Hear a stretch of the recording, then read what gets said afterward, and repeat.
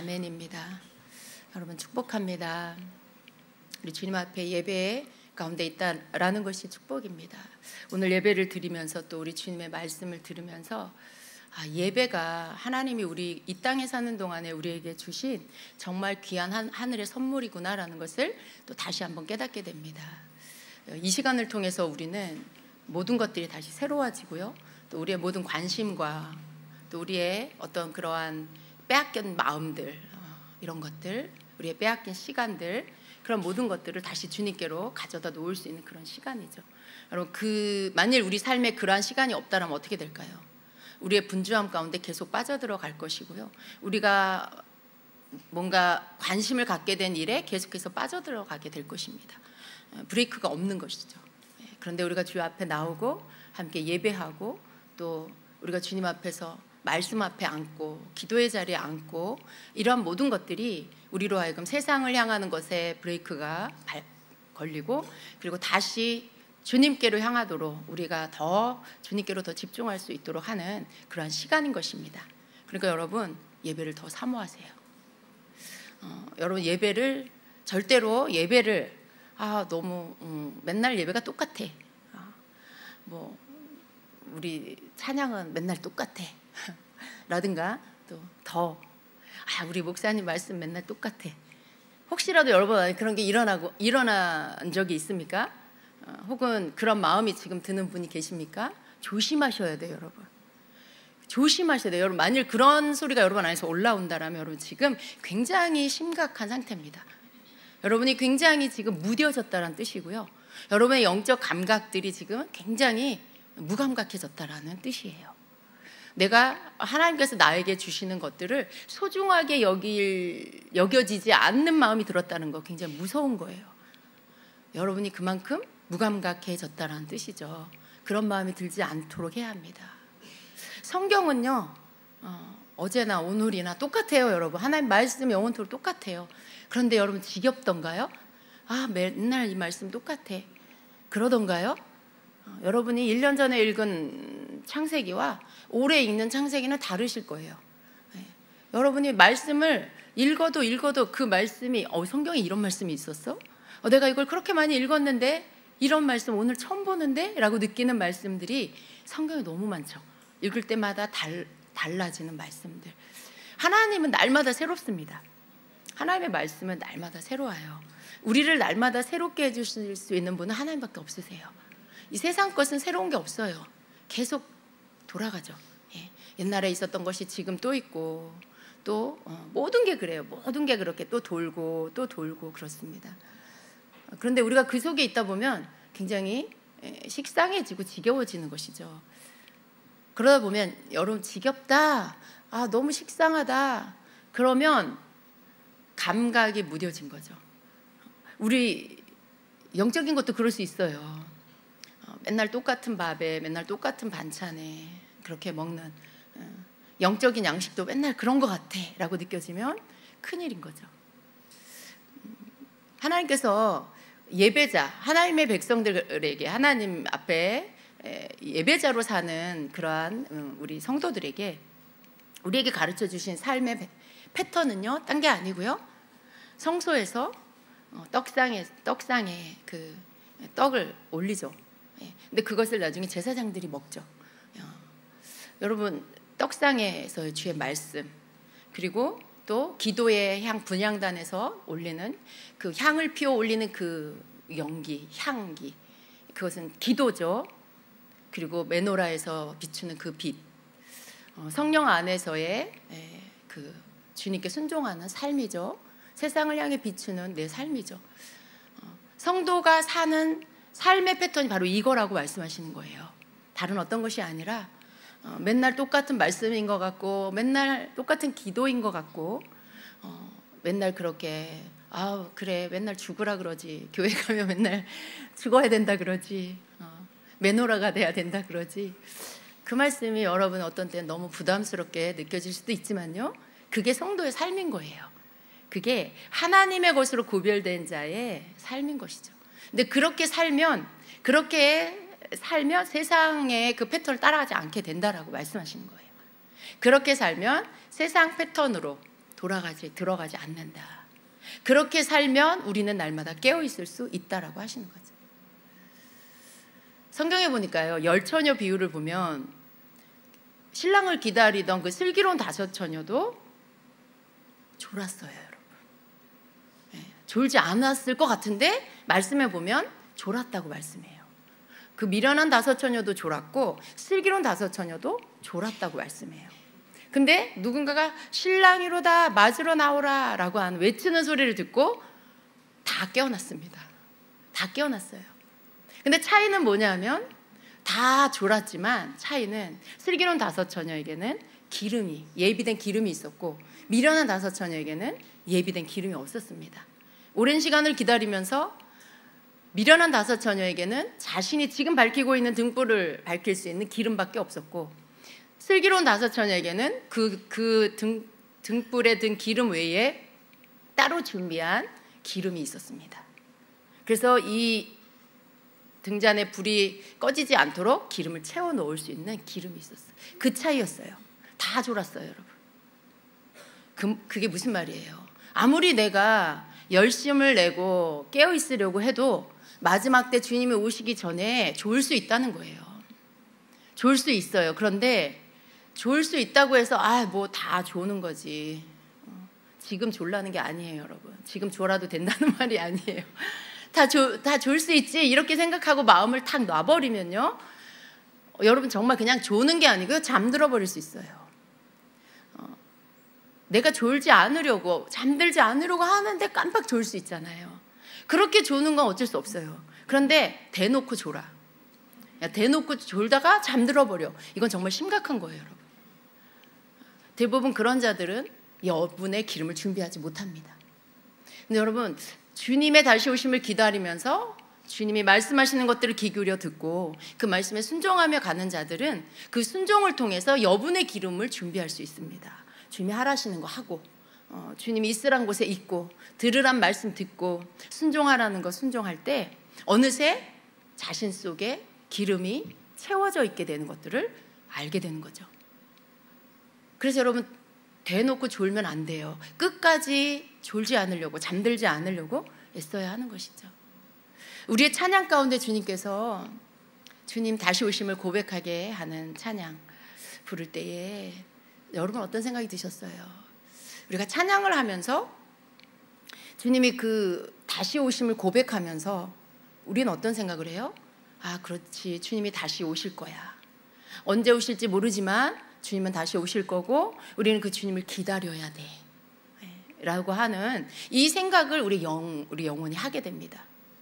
우리가 그 생각을 하면서 어떻게 될까요? 여러분, 각자가 자기 삶을 돌아보게 돼요. 다시 오실 주님을 맞이할 나는 준비가 되어 있나? 내가 이렇게 하면 주님 다시 오실 때 주님 맞이할 수 있을까? 이 생각을 여러분 하게 돼요. 찬양을 하면서, 주님께 찬양을 드리면서 그 고백, 그 생각을 하고 내가 나를 돌아보게 되죠. 그럴 때 여러분, 내가 정말 내가 지금 준비가 되지 않은 것 같아 라는 마음이 들 때는요, 곧바로 회개로 이어지게 됩니다. 주님, 저를 깨어있게 해주십시오. 주님, 제가 이렇게 분주하고 바빠서 말씀을 놓치고 기도를 놓쳤습니다. 그래서 주님, 제가 회개합니다. 제가 주님 늘 깨어있도록 성령님 도와주세요. 이런 기도들을 여러분 하게 되실 거예요. 우리가 깨어있게 하는 게 뭘까요? 우리가 깨어있게 하는 게 뭘까라고 할 때 사실은 우리가 여러 가지 말씀도 듣고 그럴 수 있어요. 근데 오늘 또 새롭게 주님이 알게 하시는 것은 너희가 나의 다시 오음을 찬양할 때 그 찬양을 함으로 인하여 너희들이 깨어있게 된다라고 하시는 말씀이에요. 우리가 그 찬양을 고백하면서 깨어있게 되는 거예요.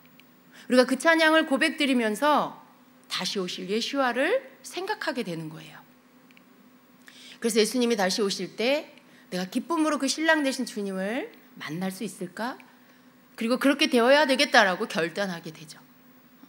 여러분, 그런 생각을 하는 거, 여러분 생각을 환기한다 그러죠. 다른 생각으로 막 생각이 머리가 꽉 차 있었는데 찬양을 들으면서 갑자기 그 생각을 하게 돼요. 뒤로 저만큼 밀어놨던 생각을 오늘 다시 꺼집어내서 그 생각을 하면서 묵상하게 되는 거예요. 그리고 주님께 새로운 고백과 결단을 하게 되는 거죠. 그렇게 할 때 여러분이 깨어나게 되는 거예요. 여러분, 그렇게 할 때 여러분이 다시 오실 주님을 준비하는 것들이 입혀지는 거예요. 딴 때 그렇게 되는 게 아니에요. 모든 게 여러분 내 생각에서부터 출발한다는 걸 아셔야 돼요. 여러분이 뭔가를 하려고 하는 거, 여러분의 생각에서부터 시작이 되는 거고요. 또 뭔가를 끊고 하지 않으려고 하는 것도 여러분의 생각에서부터 시작이 되는 거예요. 여러분이 생각하고 결단하고 그리고 그것에 대하여 기도하고 선포하기 시작하면 성령님의 역사가 일어납니다. 여러분, 뭔가 끊어야 될 것이 있다면 예수 이름으로 그것을 물리치세요. 여러분 마음에 그게 너무 좋으면 이게 끊는 기도가 안 돼요. 여러분, 그게 너무 즐거워. 근데 그걸 끊어버려야 돼. 근데 그건 난 버릴 수가 없어. 너무 좋아해. 그럼 여러분 입술에서 예수 이름으로 무슨 내게서 끊어질지어다 하는 믿음의 선포가 안 나와요. 왜 그럴까요? 내가 그걸 너무 좋아하니까. 마음 깊은 곳에는 끊고 싶지 않아. 이게 내 즐거움인데? 이게 유일한 내 낙인데? 이런 생각이 여러분 안에 있으면 이게 선포가 안 돼요. 그리고 계속 그 올무에 걸려서 섰다가 넘어지고 섰다가 넘어지는 일이 계속 반복돼요. 끊어지지 않는 이유는 여러분이 끊지 않아서 그렇다는 걸 알아야 돼요. 내가 끊지 않아서 안 끊어지는 거예요. 여러분, 내 마음에서부터 그걸 끊어내고요. 그리고 그 입술로 선포하면요, 그 입술의 믿음의 선포가 역사합니다. 역사예요. 그 영이 여러분에게서 떠나요. 사실은 여러분, 그런 모든 것들이 영이라는 걸 알아야 돼요. 모든 것들은요, 주님께로부터 나를 이렇게 멀어지게 하는 영적인 거예요. 그거 자체가 영이라는 게 아니라 그것에 영이 결탁돼서 나로 하여금 주님께로 가까이 가지 못하도록, 더 성장하지 못하도록 그렇게 만드는 거죠. 그래서 그것들을 예수의 이름으로 끊어버려야 끊어집니다. 우리 주님께서 우리에게 주시는 많은 기회들을 말씀하십니다. 기회가 뭘까요? 성경에 노아가 하나님의 계시를 듣고 말씀을 듣고 방주를 지었죠. 홍수 심판을 내가 할 것이다. 홍수로 이 세상을 심판할 거다. 근데 노아가 방주를 지으면서 사람들에게 전도를 했을 거예요. 홍수가 나서 다 멸해질 것입니다. 여러분, 회개하고 돌이키세요. 회개하고 돌이키세요. 하나님께로 돌아오세요. 그런 이야기를 했겠죠. 여러분, 그때 당시에 노아의 소리를 듣는 거, 이게 기회예요. 하나님께로 돌이킬 수 있는 기회죠. 근데 많은 사람들이 듣지 않았어요. 노아에게 미쳤다라 그랬죠. 하늘이 이렇게 멀쩡한데 무슨 비가 온다고. 노아가 제정신이 아니야. 그 기회를 붙잡지 않았습니다. 그 기회를 그냥 다 놓쳐버렸어요. 지나가 버리게 했어요. 그리고 그들은요, 멸망받았습니다. 그런 기회들이 성경에 보면 다 있어요. 다 어떤 지혜로운 사람들은 다 보면 하나님이 주시는 기회를 붙잡았다는 것을 우리가 볼 수 있어요. 이 사람은 기회를 놓치지 않았구나. 어떤 사람들은 그걸 별거 아닌 거라고 생각하지만 어떤 사람들은 그것을 붙잡고 기회로 삼았습니다. 주님께서요, 이제 우리 수련회가 다음 주 화요일 날 시작이 되는데요, 굉장히 주님이 이 때를 제 마음에는요, 참 죄송한 말씀인데 우리보다 주님이 더 기대하시는 것 같아요. 이상하게 주님은 자꾸만 저를 수련회로 이렇게 몰고 가세요. 말씀을 구해도 결론은 수련회에 대한 말씀, 기도를 해도 또 수련회에 대한 걸로, 오늘도 예언을 선포하는데 또 주님은 수련회라는 기회를 붙잡아라 라고 또 하시는 거예요. 굉장히 주님께서 이 시간을 우리에게 축복하시려고, 우리에게 뭔가를 주시려고, 새롭게 뭔가를 덧입혀 주시고 성장시켜 주시려고 굉장히 주님이 기대하고 준비하고 계시는구나, 제가 그런 마음이 들어요.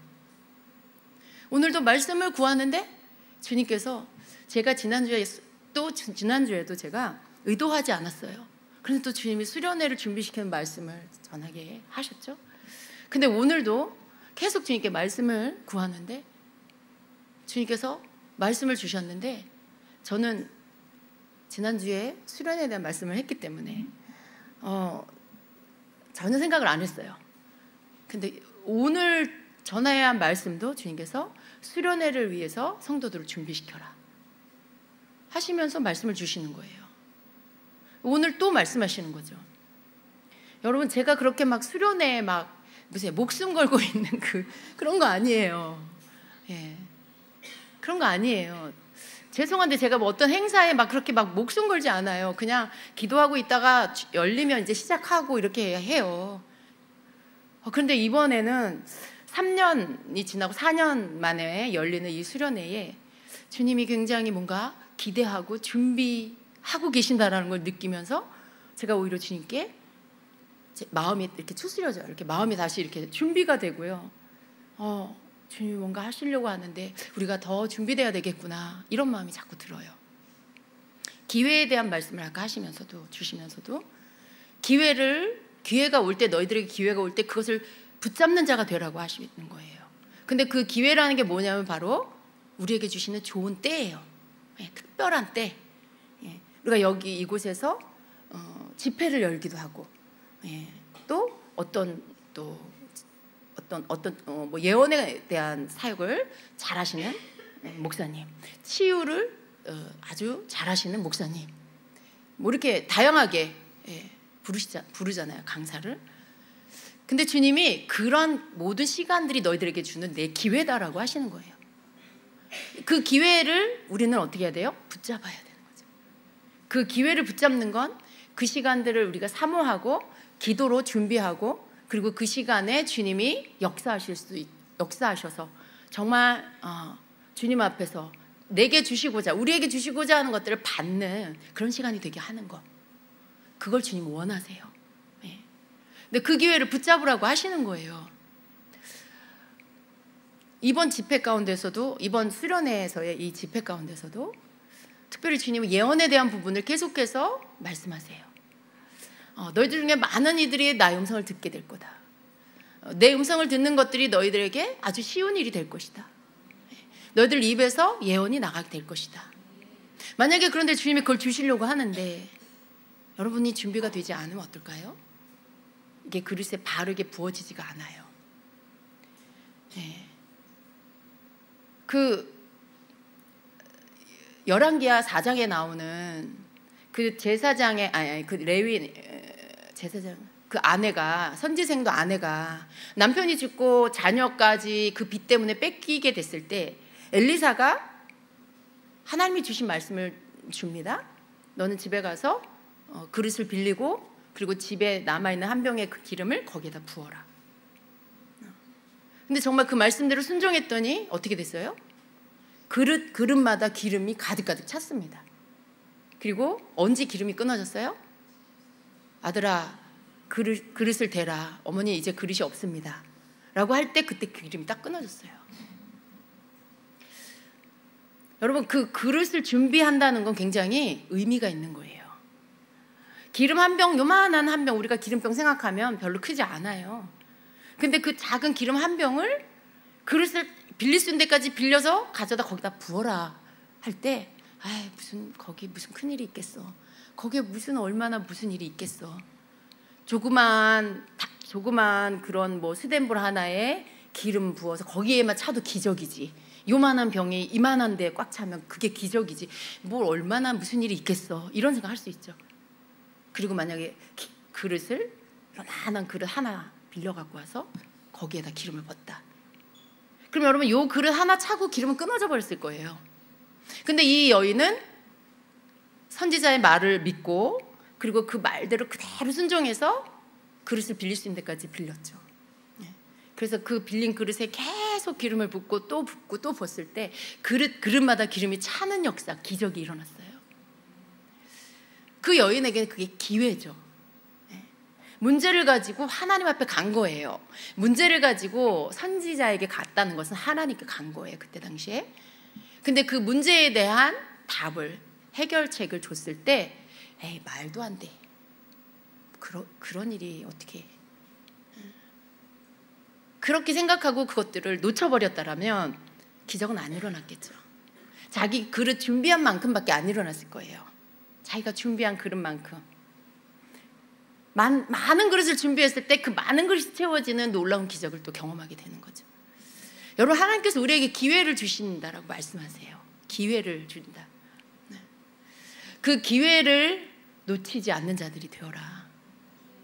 그러니까 이때에는 수련회를 기회로 주시고, 또 9월 달에는 원준성 선교사님의 치유 집회 기회를 주시고, 또 12월 달에 최혜수라 선교사님이 한국에 오시면 또 그때 또 우리에게 기회를 주시고, 여러분 기회를 계속 보내주세요. 근데 하나님 뭐라고 하시냐면 그 기회를 통해 내가 너희들을 성장시킨다, 무장시킨다라고 하시는 거예요. 그 기회를 놓치지 않고 그 기회를 잘 붙잡는 자, 준비하고 기도해서 사모함으로 그 기회를 붙잡는 자는 그때마다 성장하는 거예요. 그때마다 마지막 때를, 예수님 다시 오심을 맞이할 수 있는 자로 준비가 되는 거예요. 하나님이 그렇게 해주신다라고 하시는 거죠. 그래서 기회를 놓치지 않는 자가 되라고 하십니다. 우리는 그냥 이것도 놓치고 저것도 놓치고, 잘 생각해 보면 여러분 물론 다 이유가 있어요. 휴가 기간이 안 맞고 뭐 여러 가지 이유가 있어요. 바쁜 일들이 있고, 얼마나 가고 싶겠어요. 그런데 갈 수가 없죠. 그런데 갈 수 있는데도 다른 걸 선택하는 경우도 있을 것 같아요. 갈 수 있는데도 뭐 다른 휴가지를 간다던가, 가족들과 다른 시간을 보내고 싶어서, 여러 가지 이유들이 또 있을 것 같아요. 그런 마음들 가운데 우리가 이런 게 있죠. 주님이 우리에게 주시는 기회들에 우리가 주님 부어주시는 것들을 받는 거, 결국 우리의 삶은요, 이 땅에서의 영원한 삶이 아니라 다시 오실 주님을 기다리는 삶이에요. 그 삶 속에 우리가 해야 할 것은 안일하게 매일 그냥 사는 게 아니고요, 내가 목표로 한 것들을 이루기 위해 사는 그 삶이 아니라, 우리가 이 땅에서 우리에게 주신 생업을 열심히 살지만, 그러나 우리 마음 깊은 곳, 영혼 깊은 곳에는 항상 주님을 생각하며 주님의 다시 오심을 기억하며 늘 그것을 준비하는 삶으로 살아야 합니다. 하나님께서 우리를 그날을 대비할 수 있는 자로 준비를 시켜주시는데, 그 준비가 다른 때 이렇게 혹은 임박해서 그때 되어지는 게 아니라, 이렇게 기회를 주실 때 그 기회를 붙잡고 그 기회에 또 내가 성장하고 그 기회에 내가 또 무장되고, 그렇게 해서 우리를 준비시켜 주신다라고 말씀해요. 여러분, 제가 하는 말이 여러분에게 너무 부담이 됐다라면 죄송해요. 근데 제가 오늘 주님 주신 말씀대로 제가 여러분에게 말씀을 전합니다. 한 번도 생각해 보지 않은 말씀이에요, 정말. 근데 오늘 저도 주님의 말씀을 받고 여러분에게 선포하면서 굉장히 무게감을 느꼈어요. 이게 그냥 단지 여름 행사가 아니구나. 어떤 집회를 열면 단지 우리가 하는 그런 은혜의 자리, 단지 그게 아니구나. 그 시간은 주님께서 우리에게 주시는 기회고, 그 기회를 우리가 붙잡기를 바라시고, 그 시간을 통해 우리가 준비된 만큼 우리에게 부어주시고 우리를 무장시켜 주시기를 하나님이 계획하고 계시는구나. 이거를 놓치면 안 되겠다. 이걸 너무 가볍게 생각하면 안 되겠다는 마음이 저에게도 들었어요. 그래서 이번 수련회를 여러분 기대하시고, 또 가시기로 이렇게 결정되신 분들은 정말 마음의 기대감과 준비된 사모함과 기도로 여러분 준비하시기를 바랍니다. 우리가 그날 가서 주님이 어떻게 역사하실지 모르겠어요. 근데 우리가 준비한 것만큼 주시겠죠, 그죠? 우리가 준비한 그릇이 많다라면 그 많은 그릇에 채워주실 것이고, 우리가 조그만 그릇을 준비했다면 그 그릇에만 차는 은혜를 주실 것이고, 그러니까 우리가 준비하는 거, 하나님 우리가 준비하기를 원하세요. 사모하기를 원하시고 기대하기를 원하시고, 그것을 위해서 믿음으로 기도하기를 원하십니다. 여러분 그렇게 준비하시기를 축복합니다. 오늘 말씀은요, 새벽에 주님께서, 제가 이제 계속 오늘 말씀을 구하는데 주님이 새벽에 이렇게 말씀을 주시는 거예요. 사랑으로 촉발되게 해야 한다. 그래서 이게 무슨 말씀이시지? 그랬어요. 네. 근데 주님께서 그 말씀에 대해서 결국은 또 수련회에 대한 이런 말씀이기도 하지만 우리가 이번 수련회가 성령 충만과 예언이라는 주제예요. 성령 충만, 곧 그것은 성령의 기름 부음의 충만입니다. 그리고 그 기름 부음의 충만 안에 예언이 풀어져 나오는 것, 이런 의미로 성령 충만과 예언이라는 주제로 이렇게 잡았어요. 근데 여러분 특별히 이제 예언에 대한 부분의 말씀인 거예요. 예언에 대한 부분에 저는 주님은 우리에게 원하시는 것, 특별히 주임제 교회는요, 예언이 풀어져 있는 교회예요. 회중 이렇게 예배 가운데 회중 예언을 선포하고 또 때로는 개인을 이렇게 불러내서 또 예언 기도를 해주고 그 예언적인 집회들도 계속해서 열고 있고요. 그것을 하는 이유가 뭐예요? 예언적인 부분을 이 성전에 계속 풀어놓고 여러분에게 그 기름 부음이 임하도록 하는 거죠. 여러분이 그것들에 대해서 기름 부음을 받고 그것을 할 수 있는 자가 되게 하는 그런 것입니다. 근데 이번 수련회 가운데도 이제 이 부분에 대해서 주님께서 여러분을 더 열어주시길 원하세요. 더 기름 부어주셔서 예언을 하는 것들이 여러분에게 어려운 일이 되지 않도록 해주시기를 원하십니다. 그래서 여러분 가운데 조금씩 성령의 음성을 듣고 또 감동을 받고 어떤 부분들에 대한 것들을 환상을 본다거나 이런 것들이 조금씩 되는 분들이 있다라면 아마 이번 집회 가운데 그것들이 더 활성화될 거예요. 그리고 이 부분에 대해서 사모하는데 잘 안 된다 하시는 분들은 열려지게 될 겁니다. 예. 그래서 이런 어떤 일들이 우리 이번 수련회 가운데 있을 것인데요. 주님께서 사랑으로 촉발되게 하라는 이 말씀은요, 고린도전서 12장에서부터 14장까지의 이 은사를 가르치고 있는 이 은사장 안에 들어있는 이 사랑장, 이 부분에 대한 조명을 다시 한번 주시는 것입니다. 고린도전서 14장에 보면 성령의 은사들에 대해 12장에서 14장까지 보면 성령의 은사들에 대해서 가르치고 있어요. 특별히 12장에는요, 성령의 은사의 종류들에 대해서 말씀하고 있고 또 그 은사를 주시는 분이 누구신지가 나와 있고요. 그리고 그 은사를 주시는 목적이 무엇인지를 말씀하고 있어요. 그래서 4절에 보면 은사는 여러 가지지만 그것을 주시는 분은 같은 성령이십니다 라고 말씀해요. 또 섬기는 일은 여러 가지지만 섬김을 받으시는 분은 같은 주님이십니다. 일의 성과는 여러 가지지만 모든 사람에게서 모든 일을 하시는 분은 같은 하나님이십니다. 각 사람에게 성령을 나타내 주시는 것은 공동 이익을 위한 것입니다. 이렇게 말씀해요. 그러니까 성령을 은사를 주시는 분이 누구시라고요? 성령님, 성령 하나님. 근데 섬기는 일은 여러 가지인데 섬김 받으시는 분은 같은 주님이다. 여러분, 우리가 누군가를 은사로 섬기는 건요, 주님을 섬기듯 그렇게 섬기는 거예요. 우리가 그걸 알아야 돼요. 내가 예를 들어 누군가한테 예언을 해준다. 그러면 내가 아는 우리 혜린이한테 뭐 예언의 말을 해주는 게 아니고요. 내가 주님을 섬기듯이 혜린이를 은사로 섬기는 거예요. 그래서 그 섬김을 받는 게 혜린이지만 또 주님이신 거죠.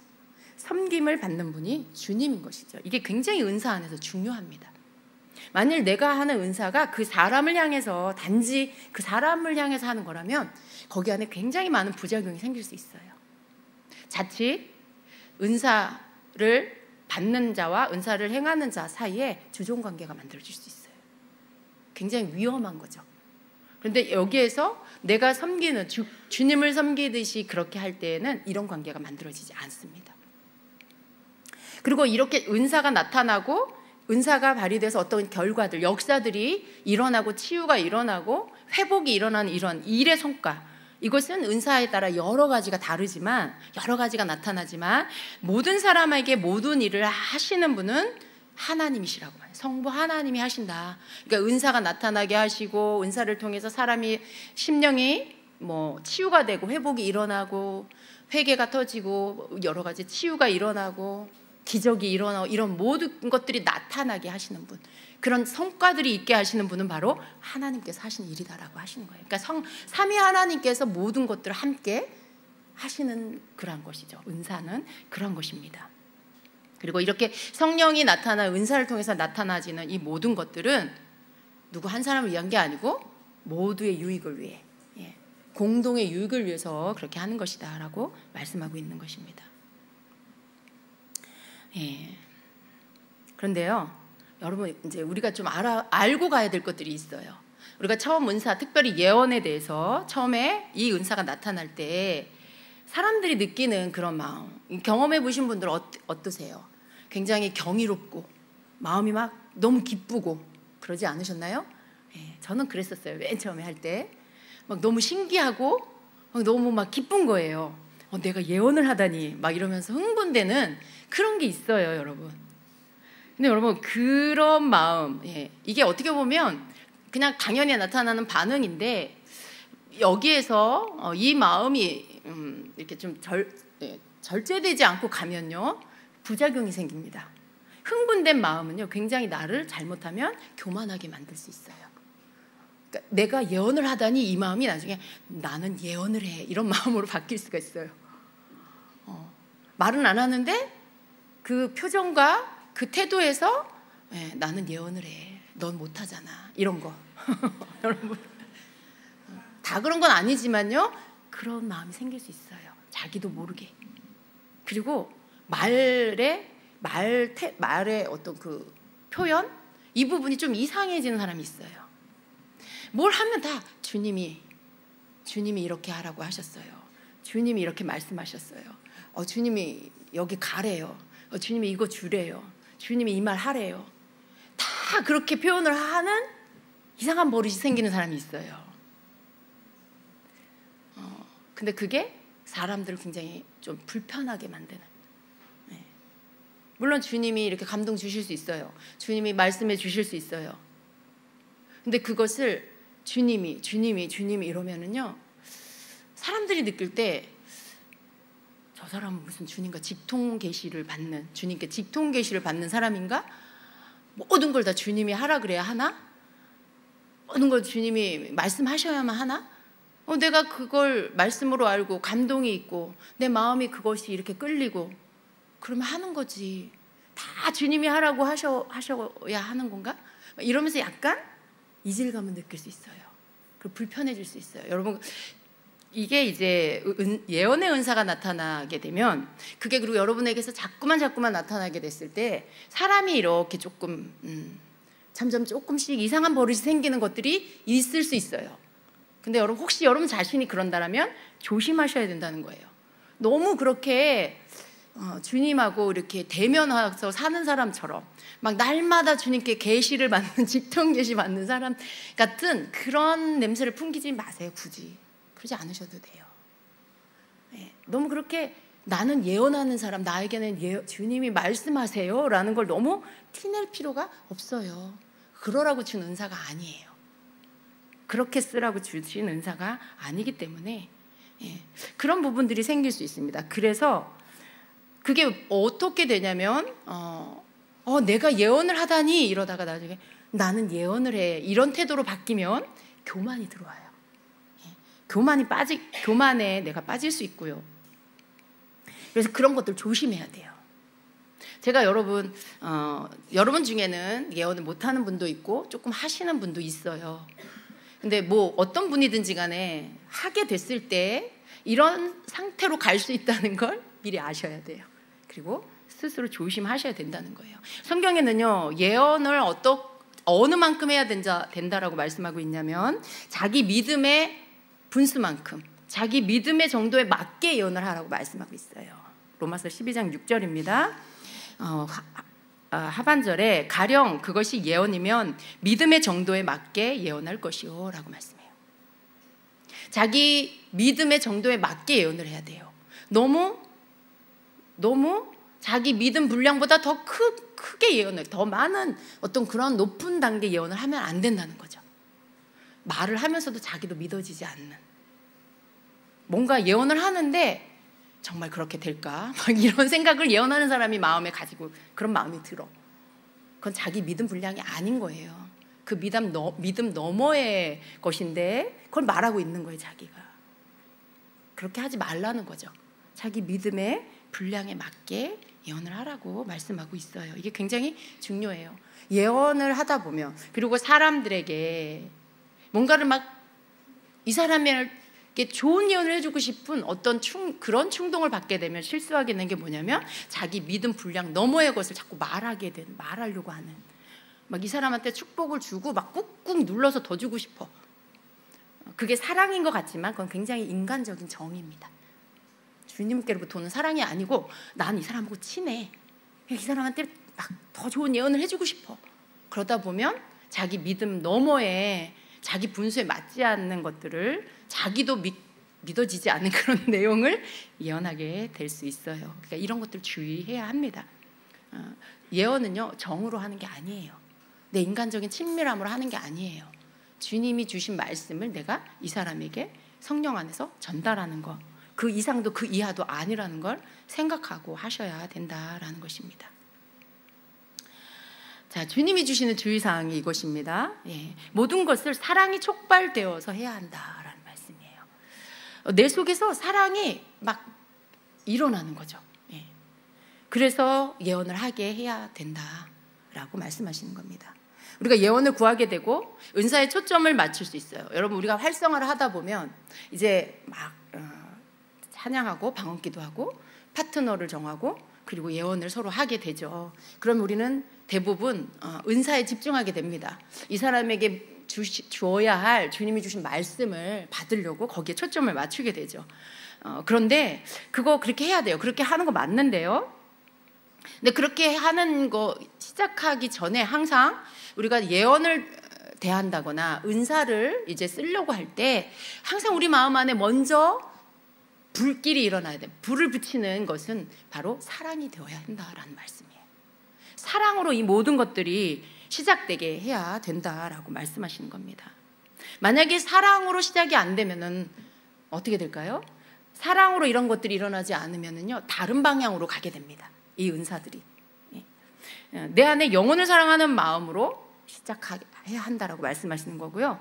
또 내가 사람을 향해서 예언을 사용하지만 그 마음은 내가 주님을 섬기는 마음으로 해야 한다는 말씀인 거예요. 그러니까 이 사람에게 내가 어떤 예언을 한다, 이 사람을 내가 치유한다라는 게 아니라 주님을 섬기는 마음으로 이 사람에게 내가 은사를 성령을 의지하여 한다, 이런 마음으로 해야 한다는 것이죠. 이게 미세한 차이 같지만 굉장히 큰 차이로 결과로 나타나게 됩니다. 그래서 여러분, 우리가 예수님의 사역을 한번 이렇게 보면은요, 예수님은 항상 어떤 사역을 하시기 전에 예수님의 마음이 이렇게 표현이 되어 있는데요, 항상 그 예수님의 사역의 시작점은요, 사랑과 긍휼이었다라는 것을 성경에서 우리가 볼 수 있게 됩니다. 마태복음 9장 36절에도 예수께서 무리를 보시고 그들을 불쌍히 여기셨다. 그들은 마치 목자 없는 양과 같이 고생에 지쳐서 기운이 빠져 있었기 때문입니다. 그 긍휼의 마음이 일어나고 주님은 그들을 치유하십니다. 마태복음 14장 14절에는 예수께서 배에서 내려서 큰 무리를 보시고 그들을 불쌍히 여기시고 그들 가운데 앓는 사람들을 고쳐주셨다. 그러니까 불쌍히 여기시는 마음, 이게 항상 먼저 일어나고 그 다음 치유, 가르침, 이런 것들이 있었습니다. 마태복음 18장 33절에도 내가 너를 불쌍히 여긴 것처럼 너도 내 동료를 불쌍히 여겼어야 할 것이다 말씀하고요. 마가복음 1장 41절에 예수께서 그를 불쌍히 여기시고 손을 내밀어 그에게 대시고 말씀하셨다. 그렇게 해주마 깨끗하게 되어라. 그러니까 이 불쌍히 여기는 긍휼의 마음인 사랑입니다. 근데 이것으로 은사가 흘러나가게 해야 한다라고 말씀하시는 것입니다. 그래서 예언을 하기 전에 준비된 마음이 있어야 하는데 이게 바로 사랑과 긍휼의 마음이다라고 하세요. 여러분, 이 마음이 준비되지 않으면 예언을 어떻게 하게 되냐면요, 분별로 하게 돼요. 분별. 이 사람을 분별하려고 해요. 이 사람 속에 회개할 죄가 뭔가, 이 사람이 주님 앞에 잘못하고 있는 게 뭔가, 이 사람이 잘하고 있는 건 뭔가, 이런 거. 이건 그냥 분별이죠. 사랑이 아니에요. 긍휼이 아니고 지금 이 사람을 분별해서 왜 그렇게 하려고 해요? 내가 예언을 통해서 이 사람을 교정해 주려고 하는 거예요. 이 사람 잘못된 것들을 말해줘서 고치게. 그래서 마음은 되게, 어떻게 보면 되게 맞는 것 같은데요, 처음 시작의 촉발이 거기서부터 시작되면 안 된다라는 거예요. 이 사람을 내가 교정해 주려고 하는 마음, 그런 마음으로 시작되는 건 사랑이 아닙니다. 그건 분별해서 이 사람을 내가 바꿔보려고, 내가 어떻게 말을 해서 바꿔보려고 하는 이러한 것입니다. 전혀 다른 것이죠. 그래서 분별이라는 것으로 예언을 하려고 하게 되면 부정적인 걸 끄집어내게 돼요. 하나님이 당신 이거 고치래요. 하나님이 당신 이거 버리래요. 부정적, 이 사람 예를 들어 10개 중에 한두 개를 지금 아직 못하고 있는 게 있을 수 있어요. 8개 잘하는 거 있잖아요. 근데 하나님은 10개 중에 1개만 잘해도 예언을 통해서 1개를 칭찬하세요. 여러분 그거 아세요? 우리 주님 그렇게 좋으신 분이에요. 10개 중에 9개는 잘 못해. 1개 잘하고 있어. 근데 주님은 그 1개 칭찬하세요. 예언을 통해. 그래서 예언 받는 사람 알아요. 지금 내가 겨우 이거 하나 하는데 이거 칭찬하시는 거군요. 눈물 나요. 감사해서, 죄송해서. 그거 듣고 깨닫고 자기 스스로 고쳐요. 주님께 너무 감사하니까, 부끄러우니까. 그걸 굳이 예언자가 막 지적 안 해줘도 사랑으로 그렇게 할 때 그 사랑이 이 사람을 감동케 해서 이 사람의 태도를, 삶을 고친다는 거예요. 근데 부정적인 것을 이렇게 끄집어내는 예언을 하게 되면 안 돼요. 이런 것들을 조심해야 하는 것입니다. 은사는요, 또 자칫 우쭐한 마음이 들게 할 수도 있어요. 왜 아니겠어요? 나를 통해서 초자연적인 능력이 나타나는데 어떻게 사람이 우쭐한 마음이 들게 할 수도 있고요. 또 이런 마음이 들 수 있어요. 여러분이 막 그런 것들 자꾸 하다 보면 다른 사람을 나보다 영적으로 어리게 보는 이런 태도가 생길 수 있어요. 나에게 예언을 받는 사람에 대한 나의 태도가 내가 너보다 성숙해. 왜냐하면 난 예언을 하니까. 이런 마음. 당신이 나보다 어려. 당신이 나보다 미숙해. 이런 태도. 굉장히 교만한 태도예요. 이런 마음이 생길 수 있어요. 조심하셔야 돼요. 그런데 여러분 그런 마음과 생각을 품어서는 절대 안 됩니다. 주님께서 여러분에게 예언을 더 풀어주시면서 우리에게 예언을 더 풀어주시면서 주의사항을 주시는 거예요. 그게 뭐예요? 모든 것을 사랑으로 촉발되게 해라 라고 하시는 말씀이신 것이죠. 이 말씀 안에 이런 모든 내용이 다 들어있는 거예요. 사랑이 아닌 것이 뭔가를 우리가 알아야 돼요. 사랑이 아닌 것으로 나타나지는 것들이 나타날 수 있다. 교만이 나타날 수 있다. 우쭐거리는 마음이 나타날 수 있다. 다른 사람을 무시하는 태도가 밖으로는 아니어도 네 마음속에서 일어날 수도 있다. 그럼 모든 걸 조심해야 된다라고 주의사항을 주시는 것이죠. 여러분 사랑은요 우쭐대지 않습니다. 사랑은 남을 함부로 무시하지 않습니다. 사랑은 비난하지 않습니다. 근데 여러분 사랑이 없으면 어떻게 해요? 이런 모든 현상들이 나타나요. 사랑이 없으면 우쭐대요. 사랑이 없으면 남을 함부로 무시합니다. 사랑이 없으면 쉽게 비난해요. 우리가 그런 것들이 은사가 임하고 여러분 안에 은사가 더 커진다 해도 사랑으로 모든 것들을 주의해서 하면 이러한 부작용들이 나타나지 않게 된다라는 것을 말씀해 주시는 겁니다. 고린도전서 13장 1절 2절에는 이렇게 말씀해요. 여러분 한 목소리로 읽어볼까요? 내가 사람의 모든 말과 천사의 말을 할 수 있을지라도 내게 사랑이 없으면 울리는 징이나 요란한 꽹과리가 될 뿐입니다.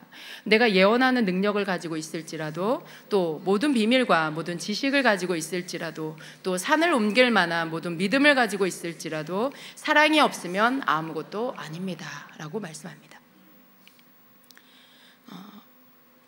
고린도전서 12장에서 14장까지 은사에 대해서 가르치는 이 장이 13장이라는 이 사랑장을 중간에 넣음으로 인해서 모든 은사가 사랑으로 시작해야 한다는 것을 말씀하고 있다는 것을 다시 한번 깨닫게 하십니다. 예언하는 능력을 가지고 있어도 사랑이 없으면 아무것도 아니라는 거예요.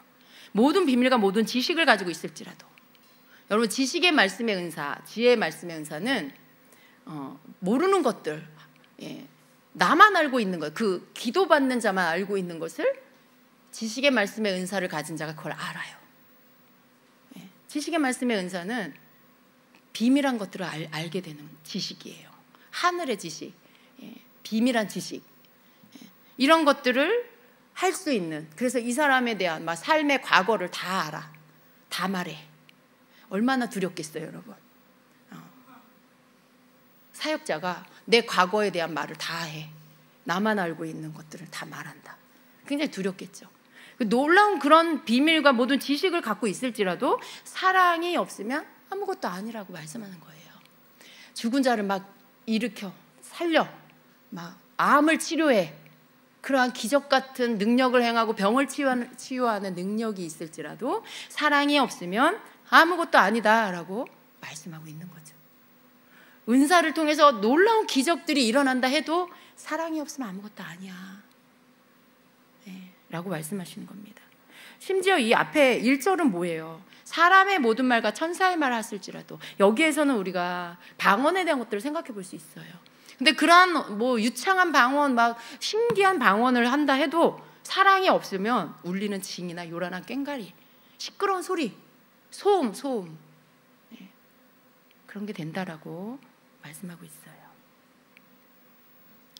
여러분, 은사는요, 열리면 계속해서 성장하게 됩니다. 은사가 시작이 되면 여러분이 기도 생활과 말씀 생활 가운데서 여러분 계속해서 훈련해 나가면 은사는 계속 발전하게 돼 있어요. 은사가 더 탁월해진다고 해도 사랑이 이 모든 것보다 앞서야 된다는 걸 여러분 꼭 기억하시기를 축복합니다. 그래서 이번에 수련회 가서 여러분 훈련을 받게 될 때도요, 이 말씀을 꼭 기억하시기를 축복합니다. 이러한 어떤 내면의 태도들은요, 밖으로 잘 보이지 않을 수 있어요. 그리고 실수한 다음에야 배울 수도 있어요. 내가 교만했구나, 내 마음에 우쭐거린 마음이 있었구나, 이런 걸 깨닫고 그때 회개하고 그 다음 고쳐나가는 거, 그럴 수도 있지만 미리 알면요, 여러분 스스로 그 마음이 안에서 혹 이렇게 사람인지라 그런 마음이 일어난다 해도 여러분 빨리 분별하고 그것들을 버릴 수가 있겠죠. 이런 것들이 여러분에게 필요하다라는 말씀인 거예요. 사랑이 여러분의 은사가 탁월해지는 것보다 더 중요하고요. 또 이 부분들의 사랑이 가장 앞선다라는 것을 여러분이 또 그 마음을 잃어버리지 않으면 또 실수도 줄일 수 있게 될 것입니다. 은사 때문에 교만해지는 것이 아니라 끝까지 한 영혼을 죽게 하듯 섬길 수 있는 그런 자가 되어야 합니다. 또 예언을 받는 자의 입장에서 또 하나 말씀드리면요, 예언에 어떤 사람이 예언의 은사가 있다고 해서 너무 그 사람에게 그 사람을 의존하는 거 하면 안 돼요. 다행히 또 그 사람이 나랑 친한 사람이네, 내가 언제든지 또 예언해달라고 할 수 있는 그런 가까운 사람이 또 예언의 은사가 또 강력하게 임했어. 그냥 시도 때도 없이 일주일에 한 번씩, 막 한 달에 한 번씩, 무슨 일만 생기면 예언, 기도 좀 해봐봐, 하나님께 좀 여쭤봐봐, 뭐라고 하시는지, 이거 어떻게 해야 되는지 좀 나한테 말해줘. 그러면 안 돼요, 여러분. 그러면 안 돼. 제발 점쟁이한테 가서 하는 그런 태도들을 여러분 하나님께 하지 마시기 바랍니다. 은사는 뭘 맞추는 게 아니에요. 예언은 여러분 삶에 오른쪽으로 가라, 왼쪽으로 가라, 이거 해라, 이거 하지 마라, 그걸 알려주는 그런 도구가 아니에요. 은사는, 예언은 여러분에게 여러분의 삶을 향한 하나님의 뜻이 무엇인지를 계속해서 가르쳐 주시는 거예요. 여러분이 은사를 계속 예언을 사용하다 보면 알게 되는 게 뭐냐면, 하나님은 이런 분이시구나, 하나님은 우리를 향한 이런 마음을 갖고 계시는구나, 하나님 생각이 이러시구나, 그런 것들을 배워가는 거예요. 하나님에 대한 지식. 왜냐하면 그 누군가를 향한 하나님의 말씀 속에는 하나님의 마음이 담겨 있고 하나님의 뜻이 담겨 있어요. 근데 그러한 것들을 통해서 하나님이 얼마나 사랑이 많으신 분인지, 하나님이 얼마나 자비로우신 분인지, 용서하시는 분인지, 사랑하시는 분인지 이게 막 알아지는 거예요. 하나님 더 알아가게 되죠. 예언에는 그러한 축복이 들어있어요. 뭘 해라 하지 마라 뭐 그런 차원이 아닌 것입니다. 그런데 예언을 좋아하는 사람들은 무슨 때만 되면 예언, 정기적으로 예언을 받으려고 하는, 저한테 그런 사람은 없으세요. 제가 그렇게 해주지도 않죠. 그렇게 와서 해달라고 한다고 해서 제가 하지 않아요. 최소한 6개월 이상 된 다음에 예언 받으시라고 그렇게 권면하지만, 어떤 경우에 여러분끼리 성도끼리는 또 거절하지 못하고 또 해주는 사람도 있을 수 있고요. 또 너무 쉽게 조심하지 않고 무조건 가서 또 예언해달라고 조르는 사람이 있을 수 있어요. 여러분 그러지 마시기 바랍니다. 우리가요 주님이 원하는 그런 예언적인 교회가 되고 여러분 중에 더 많은 이들이 예언이 열리려면요 여러분이 먼저 성숙하셔야 돼. 어린아이와 같은 그런 태도를 버리지 않고 있으면 그 사람이 예언하는 의미가 왜 해요? 예언을 또 예언을 한들 뭐 하겠으며 예언을 받은들 또 뭐 하겠어요? 그 예언 받은 말씀이 며칠이나 가겠냐고요. 예언 받고 기뻤는데 3일 뒤에 무슨 안 좋은 일이 생겼어. 3일 전에 해주셨던 주님의 그 말씀이 온데간데 없어요. 그리고 이 일로 인해 또 예언 받아야 돼. 또 가서 예언해 주세요. 또 며칠 있다 또 가서 예언해 주세요. 그런 사람 되지 마십시오. 여러분 그렇게 해서는 안 됩니다. 기도를 여러분이 하셔야 돼요. 예언을 우리가 받을 수 있어요. 어쩌다가 한 번씩 방향을 잡아주시는 거예요. 내가 혹 다른 방향, 혹 깨닫지 못하고 있는 게 있어서 기도를 통해 알았어. 그럼 열심히 그 방향으로 가는 거예요. 그리고 여러분이 무슨 일을 만났어요. 사건을 만났어요. 그걸 놓고 하나님께 기도하는 거예요. 하나님께 기도하고 하나님의 응답 주실 때까지 또 기다리고 그렇게 하면서 어떻게 돼요? 여러분이 우리 주님과 친밀해지는 거예요. 이것 때문에 기도했는데 하나님이 다른 거 깨닫게 해주시고 또 나의 잘못된 것들을 깨닫게 해주시고 또 회개하고 고치게 해주시고 그런데 또 문제가 해결이 되고 이러면서 어떻게 해요? 하나님 앞에 어떻게 해야 되는지를 배우고 또 하나님께 응답 받는 방법도 알게 되고 뭔가 내가 잘못하면 막힌다는 것도 배우게 되고 그것을 또 회개할 때 하나님 열어주시는 것도 배우게 되고 그런 것들을 배우면서 믿음이 크는 거예요. 그렇게 배우면서 하나님 앞에 성장하는 거예요. 근데 그런 거 다 생략하고 예언으로만 다 해결받으려고 하면 잘하질 않아요. 하나님이 그렇게 예언으로 막 해주게 하시지도 않아요. 만약에 3일에 한 번씩, 일주일에 한 번씩, 한 달에 한 번씩 예언을 받으러 오는데 그 사람한테 다 예언을 해준다? 그 예언자 문제 있어요. 과연 그게 하나님께로부터 오는 예언일까? 생각해 봐야 돼요. 점검해 봐야 돼요. 혹시 자기 말은 아닌지, 자기가 해주고 싶은 말은 아닌지. 하나님 그렇게 하시지 않아요. 저는 모르겠어요. 되게 자주 예언 받으려고 하는 어떤 사람에게 제가 막 못 이겨서 초반에 제가 이 사역하기 초반에 예언을 하려고 시도를 해봤어요. 말씀을 안 주세요. 예언이 안 나와요. 방언을 한참을 아무리 해도 아무런 예언이 안 주어져요. 그래서 하나님 아무 말씀도 안 해주십니다. 제가 그랬거든요. 그게 맞아요. 하나님이 그렇게 내가 이런 모양으로 만들고 하나님 오늘은 이런 모양, 저런 모양 내가 마음대로 하나님을 움직이게 할 수 없어요. 내가 예언의 은사가 있다고 해서 내가 하나님을 마음대로 조작할 수 없어요.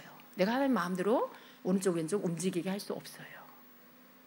내가 그분께 쓰임받는 거지. 그분이 나를 쓰시는 거예요. 그분이 안 주시면 나는 아무것도 못하는 거예요. 여러분이 그걸 아셔야 됩니다. 예. 그래서 우리가 알아야 될 것, 사랑은 굉장히 중요하고요. 사랑으로 모든 것들, 특별히 예언의 은사가 사랑으로 시작이 되어야 하는 것입니다. 우리 안에 사랑이 없으면요 상대방의 허물을 덮어줄 수가 없어요. 사랑이 없으면 누군가와 다투고 화해를 할 수도 없어요. 사랑이 일어나야 여러분 화해할 수 있잖아요. 끝까지 미워 죽겠는데 화해가 되나요? 화해를 신청해도 내 마음이 미움이 계속해서 남아있고 여전히 사랑이 안 되면 화해가 안 되죠. 내 마음에 미움이 사그라들고 조금씩 사랑이 그래 내가 그냥 허물을 덮어야 되겠다. 그건 사랑이에요. 예. 여러분 안에 사랑이 있으면 또 허물이 덮어져요. 예. 사랑이 있어야 화해할 수 있어요. 사랑이 있어야 상대방을 용납할 수가 있어요. 사랑은 모든 허물을 덮는다라고 말씀하시죠. 잠언 10장 12절입니다. 미운 다툼을 일으키지만 사랑은 모든 허물을 덮어준다. 베드로전서 4장 8절에는 무엇보다도 먼저 서로 뜨겁게 사랑하십시오. 사랑은 허다한 죄를 덮어줍니다. 라고 말씀해요. 네. 죄를 덮어주고 허물을 덮어주는 게 사랑이에요. 네. 예언은요 그런 마음으로 해야 됩니다. 예언을 하기 전에 여러분 안에 이 마음이 없으면 그 사람 죄가 보여요. 조금 여러분 우리가 두려운 게 뭐냐면 내가 이 사람한테 사랑으로 하지 않으면요, 이 사람 잘못하고 있는 거 알아줘요. 예언의 은사가 있으면 이 사람의 잘못된 모습들, 그 속에 하나님 앞에 잘못된 태도들이 알아줘요. 근데 다른 마음으로 정말 이 사람을 축복하고 사랑하는 마음으로 예언을 시작하면 그런 것들이 이렇게, 그런 것보다는 그런 게 있지만 그보다 더 하나님께 잘하고 있는 거, 노력하고 있는 거, 이런 게 보여요. 그러니까 예언의 내용이 달라지겠죠? 예.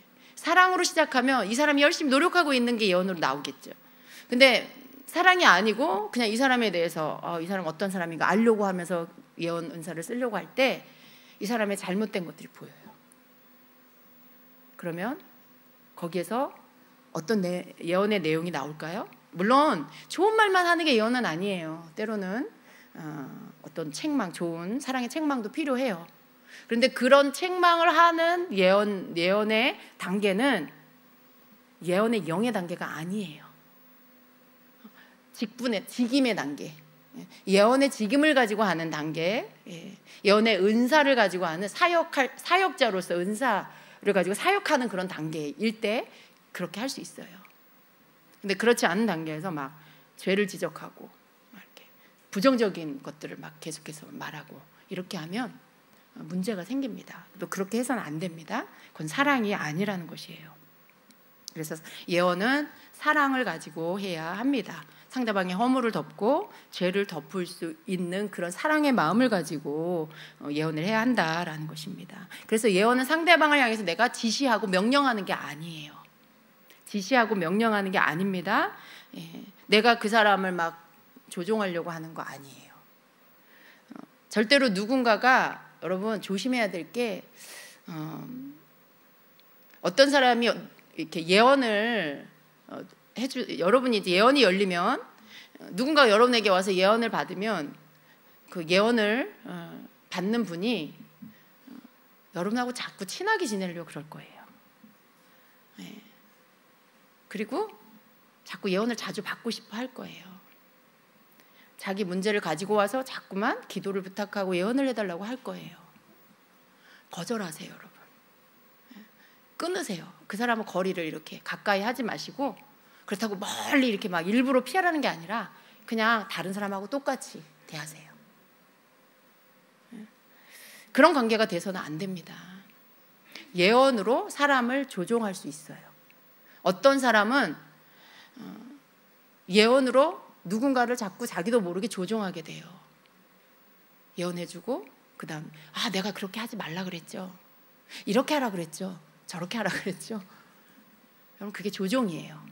그 사람이 하라는 대로 해야 돼. 자기도 모르게 그냥 자기 덫에 걸리는 거예요. 자꾸 예언을 의존하다 보니까 어떻게 해요? 자꾸 예언자의 조종을 내가 받고 있어. 그리고 예언자는 자기도 모르게 자꾸 예언해주는 그 사람에게 나도 모르게 그 사람을 조종하고 있어. 조종의 영이 예언 가운데 역사할 수 있다는 거 아셔야 돼요. 그런 관계가 되지 않도록 스스로 조심하셔야 돼요. 스스로. 그런 걸로 특별한 관계 만들지 마세요. 누군가 더 친한 관계 여러분 만들지 마세요. 그냥 다른 사람들하고 똑같은 관계에 이렇게 두세요. 그래야 여러분도 안전하고 그 사람도 안전하게 되는 것입니다. 그래서 예언으로 상대방을 교정하려고 하지 마시고 또 예언으로 자꾸 궁금해하는 것에 답을 주려고 애쓰지도 마십시오.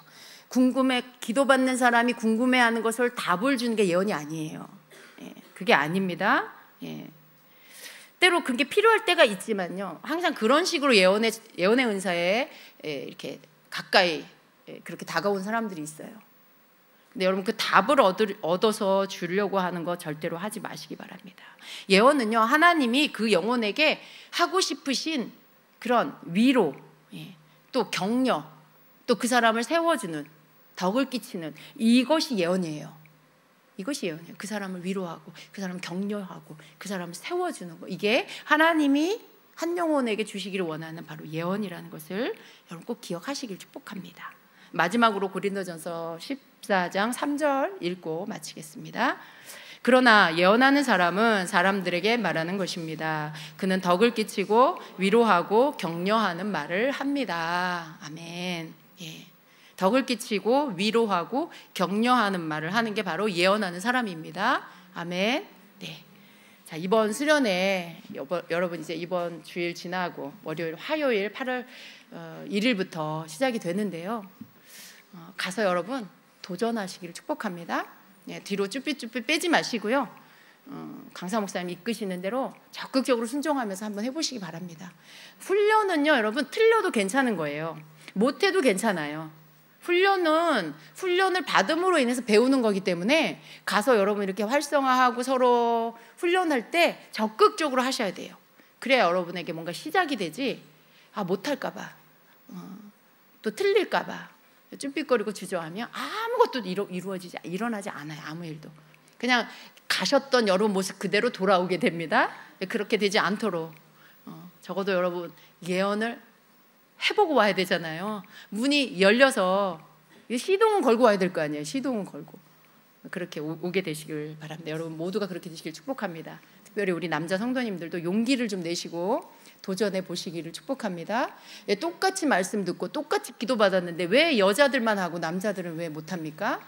하나님 그렇게 차별하지 않으십니다. 여러분이 뭔가 좀 용기를 안 내고 도전 안 하셔서 못하는 그런 걸 거예요. 그러니까 여러분 도전하시고 이번 수련회 가시는 분들 가셔서 열심히 좀 훈련, 활성화 한번 하시면서 또 입을 열어 보시기를 축복합니다. 아멘. 기도하겠습니다. 이 시간에 우리 같이 기도하고요. 또 우리 제가 안수 사역할 때 예언의 기름 부음이 임하도록 다시 한번 또 임파테이션하는 그 기도를 하도록 하겠습니다.